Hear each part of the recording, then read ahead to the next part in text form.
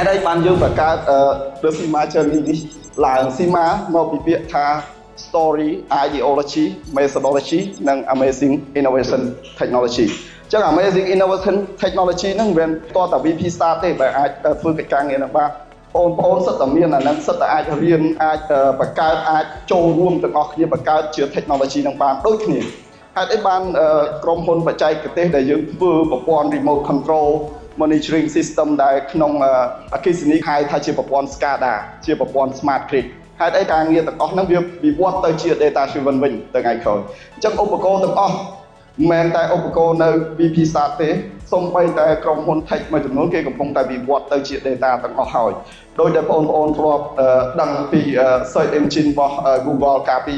20ឆ្នាំមុនជំនាន់ Millennial ជំនាន់ generation របស់ខ្ញុំដែលមិនទាន់មាន AI ប្រើអញ្ចឹងអាការពីជំនាន់នោះគឺយើងប្រើលើ data ដែរគ្រាន់តែការ search ទៅលើ data ហ្នឹងវាយឺតវាអត់លឿនដូចឥឡូវហ្នឹងអញ្ចឹងគេគ្រាន់តែ transform data ហ្នឹងឲ្យវាធ្វើការលឿនជាងមុនអញ្ចឹង AI ពិតប្រាកដគឺអត់ទាន់មានវត្តមានទេនៅលើពិភពលោកនេះកុំច្រឡំថាChatGPT និង AI SIG technology អីផ្សេងៗហ្នឹងគឺជា AI មិនទាន់មាន AI ពិតប្រាកដបង្ហាញខ្លួននៅឡើយទេពីព្រោះពាក្យថា artificial intelligence គឺដើរដោយខ្លួនឯងមិនមែនត្រូវការមនុស្សទៅប្រើទៀតទេអញ្ចឹងយើងនៅ operate វាបានអានឹងវាគ្រាន់តែជា tool តែធ្វើកិច្ចការងារលឿនជាងមុន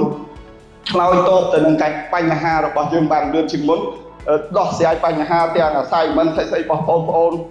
បានលឿនជាងមុននឹងជួយទៅលើ professional មួយចំនួនប៉ុន្តែមិនត្រូវប្តេជ្ញាលើ tool ទាំងអស់នឹងទាំងស្រុងវាធ្វើឲ្យយើងបាត់បង់ creativity នៅក្នុងខ្លួនដែរនៅពេលដែលយើងចាប់ផ្ដើមបដោតលើ tool ទាំងអស់ហ្នឹងយើងលែងសូវខ្វល់ខ្វាយលើការងារ research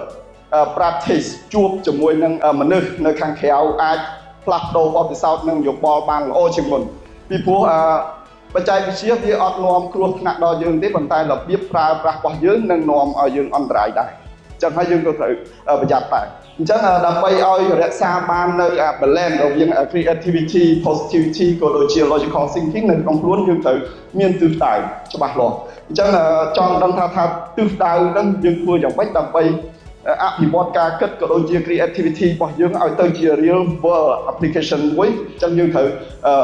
ស្វែងយល់ពីក្រៅប្រអប់មកវិញ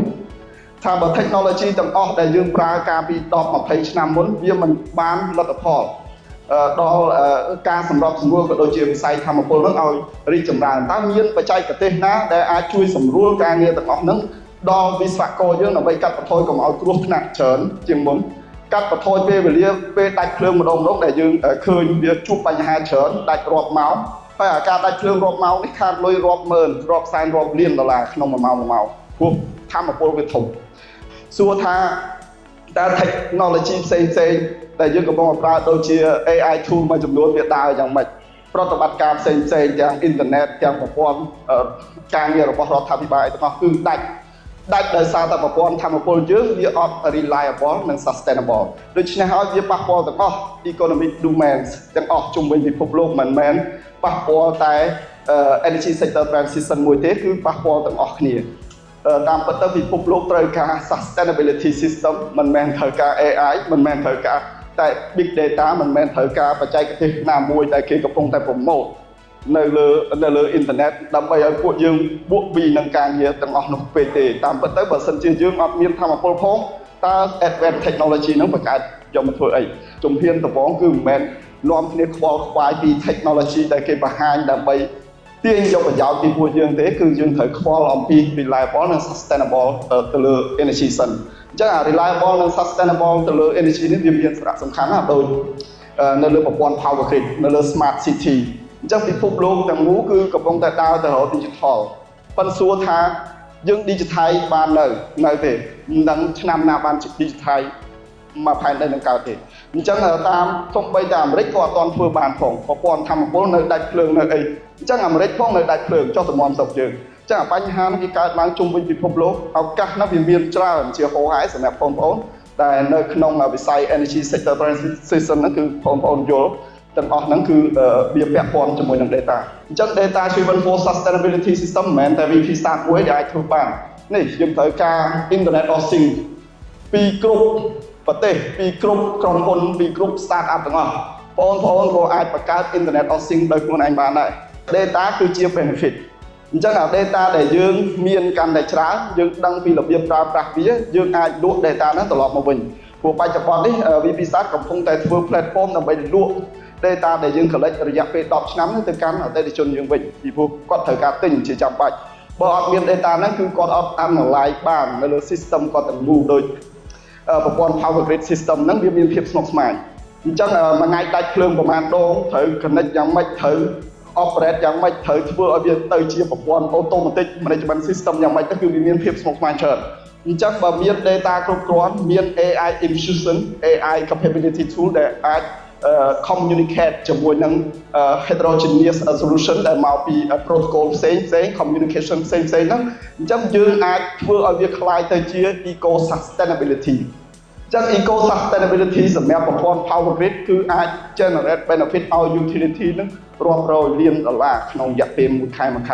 ចឹងប្រទេសយើងទូចផងយើងធ្វើបានប៉ុណ្ណឹងចុះទៅមកប្រទេសដែលមានថាមពលធំដូចនៅតំបន់អាស៊ានដូចហ្វីលីពីនដូចឥណ្ឌូនេស៊ីដូចអាស៊ានទាំងមូលដែលកំពុងតែត្រូវការ reliable និង sustainable power grid system តើគេត្រូវការប៉ុណ្ណាអញ្ចឹង data ហ្នឹងវាមានសារៈសំខាន់ណាស់អ្នកដែលគិតគឺស្រួលទេអ្នកដែលធ្វើឲ្យវាคล้ายទៅជា real world application ហ្នឹងគឺពិបាកខ្លាំងអញ្ចឹងហើយអាការពិតនៅក្នុងបច្ចេកវិទ្យាគឺជា idea មិនមែនជាបច្ចេកទេសដែលយើងគ្រាន់តែរៀនហ្នឹងទេអញ្ចឹងហើយត្រូវពឹងគ្នាទៅវិញទៅមកមានតែ idea អត់មានអ្នកចូលរួមជួយអភិវឌ្ឍក៏អត់ចេញជាផលិតផលមានតែអ្នកចូលរួមមកធ្វើអភិវឌ្ឍអត់មាន direction អត់មាន idea ចូលរួមក៏ផលិតផលអត់អាចលក់កើតអញ្ចឹងហើយត្រូវការទាំងពីរទាំងcreativity ទាំង positivity និង logical thinking ពីបងប្អូនដែលអាចច្របាច់បញ្ចូលគ្នាបានទៅជា solution មួយដែលមានតម្លៃនៅក្នុង VPSAT ក៏ទទួលស្គាល់ថា idea វាមានសារៈសំខាន់ណាស់វាដូចជាកញ្ចក់ដែលអាចឆ្លោះពួកគាត់ឃើញថាគាត់ត្រូវធ្វើអីបន្តទៀតប៉ុន្តែត្រឡប់មករឿងរបស់ពួកយើងវិញមកដល់ថ្ងៃនេះហើយរឿងដែលពិបាកគឺយល់ពី innovation សិនបើមានអានឹងនៅក្នុងខ្លួនហើយបងប្អូនព្យាយាមបញ្ចេញវាមកខាងក្រៅជាយើងជួបជាមួយនឹងមនុស្សឲ្យបានច្រើនដើម្បីធ្វើយ៉ាងម៉េច unlock ខ្លួនឯងឲ្យចេញសិនព្រោះរាល់ថ្ងៃខ្ញុំមិនទាន់ជឿថាយើងទទួលបានការអប់រំគ្រប់គ្រាន់ដែលយើងអាចយកទៅ explore ឲ្យคล้ายទៅជា real application ទេបើទោះបីពួកបងចូលរួមគាត់10ឆ្នាំពួកគាត់នៅ challenge ជាមួយនឹងសមត្ថភាពគាត់រហូតអញ្ចឹងហើយសាកល្បងរឿងថ្មីៗបានច្រើន